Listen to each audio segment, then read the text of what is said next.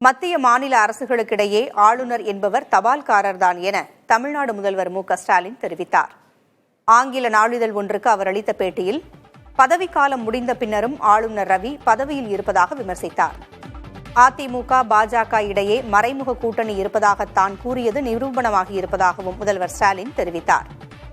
தொகுதி மறுசீரமைப்பு விவகாரம் தொடர்பாக சந்தித்து பேச எம்பிக்கள் நேரம் கேட்ட நிலையில் அதை பிரதமர் இன்னும் ஒதுக்கவில்லை என்று தெரிவித்த முதல்வர், மக்கள் தொகை அடிப்படையில் தொகுதி மறுசீரமைப்பு கூடாது என்பதே தங்களின் நிலைப்பாடு என்று தெரிவித்தார். மோடி முதல்வராக இருந்துள்ளதால் அவருக்கு மாநிலங்களின் முக்கியத்துவம் தெரியும் என்றும் முதல்வர் ஸ்டாலின் தெரிவித்தார்.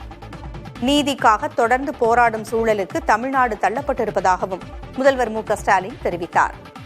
திமுக கூட்டணியில் பாமக இடம்பெறுவதாக கூறும் செய்திகள் வதந்தி என்று தெரிவித்த முதல்வர், திமுக கூட்டணி உறுதியாக இருப்பதாகவும் அது மாறாது என்றும் தெரிவித்தார்.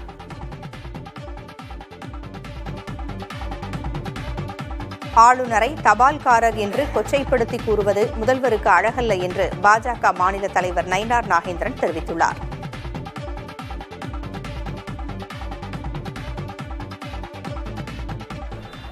ஆளுநர் ஒரு அரசாங்கத்தினுடைய ஒரு அங்கீகாரம்.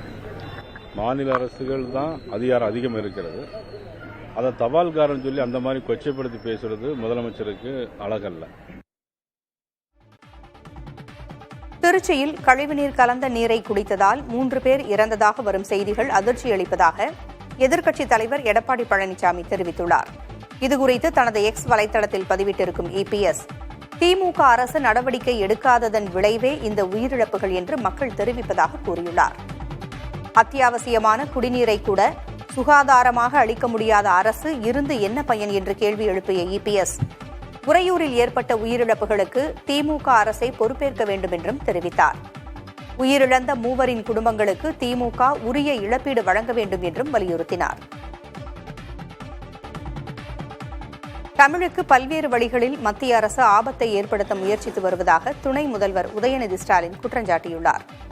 சென்னை நந்தனம் அரசு கலைக்கல்லூரியில் அமைக்கப்பட்டுள்ள கலைஞர் கருணாநிதி கலையரங்கத்தை திறந்து வைத்து உரையாற்றிய போது அவர் இவ்வாறு கூறினார். தமிழ்நாடு என்பதற்கு அடிப்படையே தமிழ்தான். அந்த தமிழுக்கு இப்பொழுது மிகப்பெரிய ஒரு ஆபத்தை பல்வேறு வழிகளில் ஏற்படுத்த முயன்றிருக்கிறாங்க. மும்மொழி கொள்கை கொண்டு வர்றாங்க, நீட் தேர்வை கொண்டு வந்தாங்க, இந்தி திணிப்பை கொண்டு வராங்க, புதிய கல்விக் கொள்கை என்று பல பேர்கள்ல வெவ்வேறு பெயர்கள்ல இதெல்லாம் வந்தாலும் ஒட்டுமொத்தமாக இதனுடைய நோக்கம் தமிழ்நாட்டில் எப்படியாவது இந்தி திணிப்பை நுழைச்சிடணும் தான். இதற்கான வாதங்களை நிறைய பேர் சொல்லுவாங்க. உண்மையை போலவே சிலர் பேசுவாங்க. மாணவ செல்வதாங்க, நீங்க மிகவும் கவனமாக இருக்க வேண்டும், இதையெல்லாம் நீங்கள் புரிந்து கொள்ள வேண்டும், உண்மையை புரிந்து கொள்ள வேண்டும்.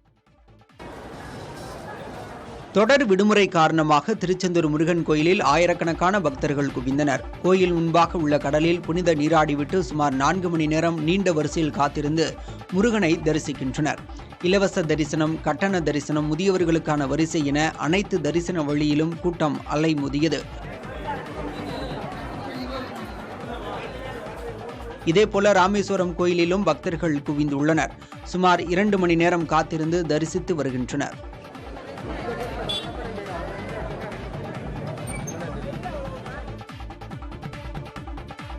தமிழக கேரள எல்லையில் உள்ள நாடுகாணி சோதனை சாவடியில் கடும் போக்குவரத்து நெரிசல் ஏற்பட்டது. விடுமுறை தினத்தை ஒட்டி மலப்புரம் வழியாக நீலகிரி மாவட்டத்திற்கு சுற்றுலா பயணிகள் வருகை அதிகரித்து காணப்பட்டது. இந்நிலையில் இ-பாஸ் சோதனைக்காக வாகனங்கள் நிறுத்தப்பட்டு பின்னர் அனுமதிக்கப்பட்டன. கர்நாடகா காவிரி நீர்பிடிப்பு பகுதிகளில் தொடர் கனமழையால் மேட்டூர் அணைக்கான நீர்வரத்து அதிகரித்துள்ளது. நேற்று 1385 கனஅடியாக இருந்த நீர்வரத்து இன்று 2832 கனஅடியாக உயர்ந்துள்ளதால் அணையின் நீர்மட்டம் மீண்டும் உயர்ந்து வருகிறது. கடந்த ஆண்டை விட சுமார் 55 அடி கூடுதல் நீர் இருப்பு இருப்பதால் காவிரி படுகை பாசனத்திற்கு ஜூன் 12ஆம் தேதி தண்ணீர் திறக்க வாய்ப்புள்ளது. நீர்வளத்துறை அதிகாரிகள் இதற்கான ஆயத்த பணிகளில் தீவிரமாக ஈடுபட்டுள்ளனர். தக்காளி வியாபாரிகள் சங்க தலைவர் சுவாமிநாதன் தெரிவித்துள்ளார். வரத்து அதிகரிப்பால் சென்னை கோயம்பேடு சந்தையில் காய்கறிகளின் விலை சற்று குறைந்துள்ளது. 1 கிலோ தக்காளி 10 ரூபாய்க்கும் 1 கிலோ பெரிய வெங்காயம் 20 ரூபாய்க்கும் விற்கப்படுகிறது. இதேபோல கேரட், பீன்ஸ், பீட்ரூட், வெண்டைக்காய் உள்ளிட்ட காய்கறிகளின் விலையும் குறைந்துள்ளது.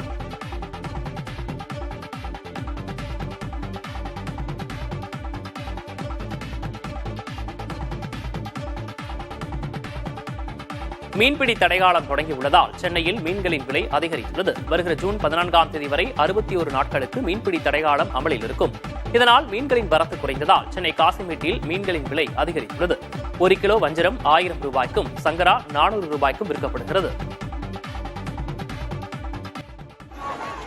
விழுப்புரத்தில் உள்ள ஆஞ்சநேயர் கோயிலில் தெப்ப உற்சவம் வெகு விமர்சையாக நடைபெற்றது. ராமபிரான், சீதை, லட்சுமணன், ஆஞ்சநேயர் சுவாமிகள் தெப்பத்தில் எழுந்தருளி பக்தர்களுக்கு காட்சியளித்தனர். இதில் ஏராளமானோர் கலந்து கொண்டு வழிபட்டனர்.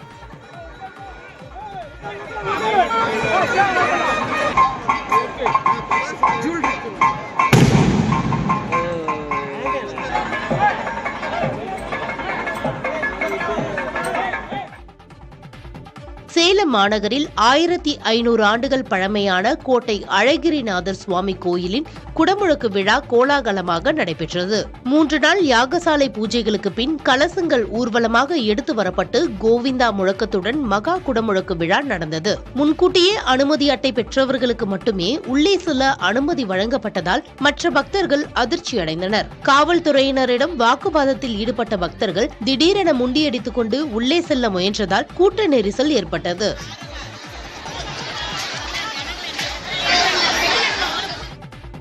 புதுக்கோட்டை மாவட்டம் ஆலங்குடியில் ஜல்லிக்கட்டு போட்டியை பார்க்க வரும் ரசிகர்களுக்கு விற்பனை செய்ய எரிசாராயம் காய்ச்சிய முதியவரை காவல்துறையினர் கைது செய்தனர்.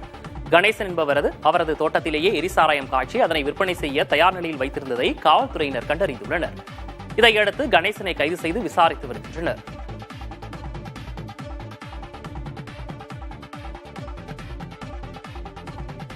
செங்கல்பட்டில் பிரேக் பழுது காரணமாக விழுப்புரம் செல்லும் மின்சார ரயில் சேவை 40 நிமிடங்கள் பாதிக்கப்பட்டது.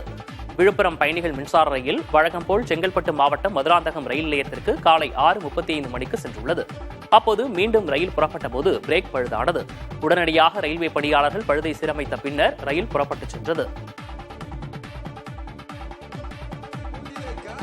கூலி உயர்வு கோரி கோவையில் விசைத்தறி உரிமையாளர்கள் நடத்தி வரும் போராட்டத்துக்கு அதிமுக முன்னாள் அமைச்சர் SP வேலுமணி ஆதரவு தெரிவித்துள்ளார். போராட்டம் நடக்கும் இடத்திற்கு நேரில் சென்ற வேலுமணி போராட்டக்காரர்களின் கோரிக்கைகளை கேட்டறிந்தார். நியாயமான கூலி உயர்வு கோரி விசைத்தறி உரிமையாளர்கள் காலவரையற்ற வேலைநிறுத்தம் அறிவித்த நிலையில் தொடர்ந்து 6வது நாளாக உண்ணாவிரதத்தில் ஈடுபட்டு வருகின்றனர். இதனால் தற்போது வரை 1000 கோடி ரூபாய் வரை இழப்பு ஏற்பட்டதாக தெரிவித்த விசைத்தறி உரிமையாளர்கள் 3 லட்சம் தொழிலாளர்கள் பாதிக்கப்பட்டிருப்பதாக தெரிவித்தனர்.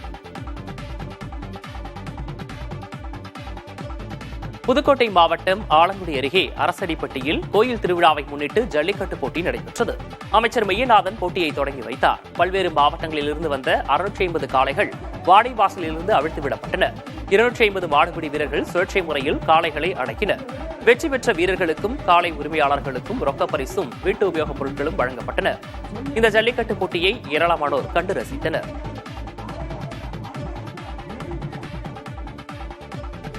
தொடர் விடுமுறையால் கன்னியாகுமரியில் சூரிய உதயம் காண சுற்றுலா பயணிகள் குவிந்தனர். விவேகானந்தர் பாறை மற்றும் திருவள்ளுவர் சிலை அருகே கடலில் இருந்து சூரியன் வெள்ளை எழும் காட்சியை அவர்கள் கண்டு ரசித்தனர். மேலும் கன்னியாகுமரி பகவதி அம்மன் கோயில் மற்றும் சன்செட் பாயிண்ட் பகுதிகளிலும் சுற்றுலா பயணிகளின் கூட்டம் அதிகமாக காணப்பட்டது.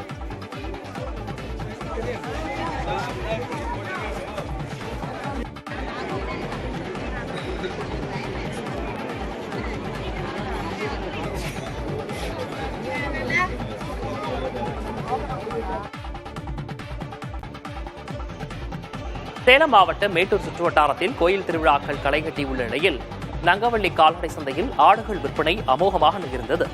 திருவிழாவுக்கு நேர்த்திக்கடனாக பொதுமக்கள் அதிக அளவில் ஆடுகளை வாங்க ஆர்வம் காட்டினர். இதனால் சந்தை கூடிய சில மணி நேரங்களிலேயே ஆடுகள் விற்று தீர்ந்தன. விலை உயர்ந்திருந்தாலும் மேட்டூர் பகுதியில் கோடை மழை பெய்து வருவது விவசாயிகளுக்கு கால்நடை வாங்குவோருக்கும் சாதகமாக அமைந்தது. சுமார் 2 கோடி ரூபாய்க்கு மேல் ஆடுகள் விற்பனையானதாக வியாபாரிகள் தெரிவித்தனர்.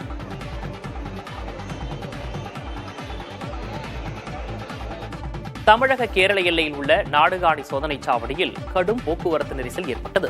விடுமுறை தினத்தை ஒட்டி மலப்புரம் வழியாக நீலகிரி மாவட்டத்திற்கு சுற்றுலா பயணிகள் வருகை அதிகரித்து காணப்பட்டது.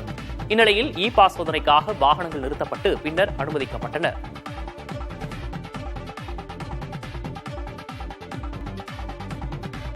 தேனாம்பேட்டை முதல் சைதாப்பேட்டை வரையிலான சாலையில் இன்று முதல் 3 நாட்களுக்கு போக்குவரத்து மாற்றம் செய்யப்பட்டுள்ளது. GST 4 வழி சாலைக்கான மேம்பாட்டு பணிக்காக சோதனை அடிப்படையில் போக்குவரத்து மாற்றம் செய்யப்படுவதாக நெடுஞ்சாலைத்துறை அறிவித்துள்ளது. இதனால் தேனாம்பேட்டையிலிருந்து சைதாப்பேட்டை நோக்கி செல்லும் அனைத்து வாகனங்களும் செனடாப் சாலை சன்புல்ஸ் சந்திப்பு வழியாக திருப்பிவிடப்பட்டு சாமியார் சாலையின் வலதுபுறம் திரும்பி நந்தனம் சந்திப்புக்கு சென்று பின்னர் இடது அல்லது வலதுபுறம் திரும்பி அண்ணா சாலை வழியாக சென்று இலக்கை அடையலாம். சைதாப்பேட்டையிலிருந்து சாமியார் சாலை நோக்கி வரும் அனைத்து வாகனங்களும் தடை செய்யப்பட்டு அதற்கு பதில் அண்ணா சாலை, செனட்டாப் சாலை வழியாக சென்று பின்னர் சாமியார் சாலை வழியே இலக்கை அடையலாம். GKM பாலம், செனட்டாப் சாலையிலிருந்து வரும் வாகனங்களுக்கு மட்டும் ஒரு வழிப்பாதையாக மாற்றப்படும். மேலும் காந்தி மண்டபம் சாலையிலிருந்து வரும் வாகனங்களுக்கு அனுமதி இல்லை. சீரான போக்குவரத்தை உறுதி செய்ய ஒரு வழிப்பாதைகளில் வாகனங்கள் நிறுத்த தடை விதிக்கப்பட்டுள்ளது.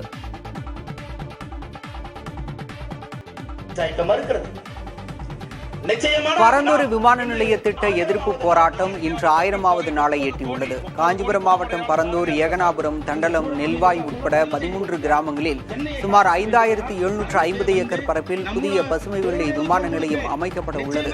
இந்த திட்டம் நிறைவேறினால் வேளாண்மையும் நீர்நிலைகளும் அழியும் என்று கூறி எதிர்ப்பு தெரிவிக்கும் கிராம மக்கள் தொடர் போராட்டங்களை நடத்தி வருகின்றனர்.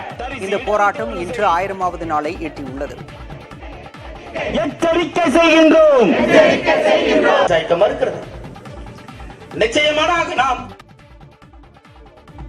மகாராஷ்டிராவில் இந்தி மொழியை கட்டாய பாடமாக்குவதை அனுமதிக்க மாட்டோம் என உத்தவ் தாக்கரேவும் போர்க்கொடி தூக்கியுள்ளார். மும்பையில் நடைபெற்ற கட்சி நிகழ்ச்சியில் பேசிய அவர், தங்கள் கட்சி இந்தி மொழிக்கு எதிரானது அல்ல என்றும், ஆனால் அதனை கட்டாயப்படுத்தி திணிப்பதைத்தான் எதிர்ப்பதாகவும் கூறினார். முன்னதாக தேசியவாத காங்கிரஸ் கட்சியின் சுப்ரியா சுலே, மகாராஷ்டிர நவநிர்மாண் கட்சியின் ராஜ் தாக்கரே உள்ளிட்டோரும் இந்தியை கட்டாய பாடமாக்கியதற்கு எதிர்ப்பு தெரிவித்திருந்தனர். மகாராஷ்டிராவில் 1 முதல் 5ஆம் வகுப்பு வரை உள்ள அரசு பள்ளி மாணவர்களுக்கு மராத்தி, ஆங்கிலத்துடன் இந்தியும் கட்டாய பாடமாக்கப்பட்டுள்ளது. மீன்பிடி தடைக்காலம் தொடங்கியுள்ளதால் சென்னையில் மீன்கள் விலை அதிகரித்துள்ளது. வருகிற ஜூன் 14ஆம் தேதி வரை 61 நாட்களுக்கு மீன்பிடி தடைக்காலம் அமலில் இருக்கும். இதனால் மீன்களின் வரத்து குறைந்ததால் சென்னை காசிமேட்டில் மீன்களின் விலை அதிகரித்துள்ளது. 1 கிலோ வஞ்சரம் 1000 ரூபாய்க்கும், சங்கரா 400 ரூபாய்க்கும் விற்கப்படுகிறது. செங்கல்பட்டில் பிரேக் பழுது காரணமாக விழுப்புரம் செல்லும் மின்சார ரயில் சேவை 40 நிமிடங்கள் பாதிக்கப்பட்டது. விழுப்புரம் பயணிகள் மின்சார ரயில் வழக்கம் போல செங்கல்பட்டு மாவட்டம் மதுராந்தகம் ரயில் நிலையத்திற்கு காலை 6:35க்கு சென்றுள்ளது. அப்போது மீண்டும் ரயில் புறப்பட்டபோது பிரேக் பழுதானது. உடனடியாக ரயில்வே பணியாளர்கள் பழுதை சீரமைத்த பின்னர் ரயில் புறப்பட்டுச் சென்றது.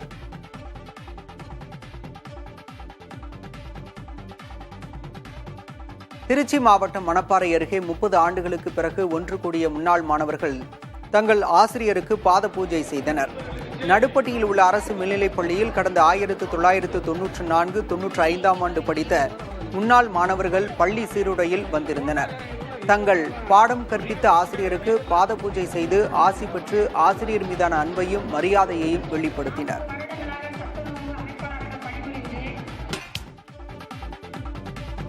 வங்கதேசத்தில் சிறுபான்மையினரான இந்து சமூகத்தைச் சேர்ந்த ஒரு தலைவர் கடத்தி படுகொலை செய்யப்பட்ட சம்பவத்துக்கு இந்தியா கடும் கண்டனம் தெரிவித்திருக்கிறது. மேலும் சிறுபான்மையினரை பாதுகாக்க வேண்டிய பொறுப்பை நிறைவேற்றுமாறு வங்கதேச இடைக்கால அரசுக்கு இந்தியா வலியுறுத்தியது. வங்கதேசத்தில் சிறுபான்மையினரான இந்துக்கள் மீதான தாக்குதல்கள் தொடர் கதையாகி வரும் நிலையில் இந்து தலைவர் பாபேஷ் சந்திர ராய் கடத்தி கொலை செய்யப்பட்டார். கர்நாடக காவிரி நீர்பிடிப்பு பகுதிகளில் தொடர் கனமழையால் மேட்டூர் அணைக்கான நீர்வரத்து அதிகரித்துள்ளது. நேற்று 1385 கனஅடியாக இருந்த நீர்வரத்து இன்று 2832 கனஅடியாக உயர்ந்துள்ளதால் அணையின் நீர்மட்டம் மீண்டும் உயர்ந்து வருகிறது. கடந்த ஆண்டை விட சுமார் 55 அடி கூடுதல் நீர் இருப்பு இருப்பதால் காவிரி படுகை பாசனத்திற்கு ஜூன் 12ஆம் தேதி தண்ணீர் திறக்க வாய்ப்பு உள்ளது. நீர்வளத்துறை அதிகாரிகள் இதற்கான ஆயத்த பணிகளில் தீவிரமாக ஈடுபட்டுள்ளனர். திருச்சி மாவட்டம் மணப்பாறை அருகே 30 ஆண்டுகளுக்கு பிறகு ஒன்று கூடிய முன்னாள் மாணவர்கள் தங்கள் ஆசிரியருக்கு பாத பூஜை செய்தனர். நடுப்பட்டியில் உள்ள அரசு மேல்நிலைப் பள்ளியில் கடந்த 1994-95ஆம் ஆண்டு படித்த முன்னாள் மாணவர்கள் பள்ளி சீருடையில் வந்திருந்தனர். தங்கள் பாடம் கற்பித்த ஆசிரியருக்கு பாத பூஜை செய்து ஆசி பெற்று ஆசிரியர் மீதான அன்பையும் மரியாதையையும் வெளிப்படுத்தினர்.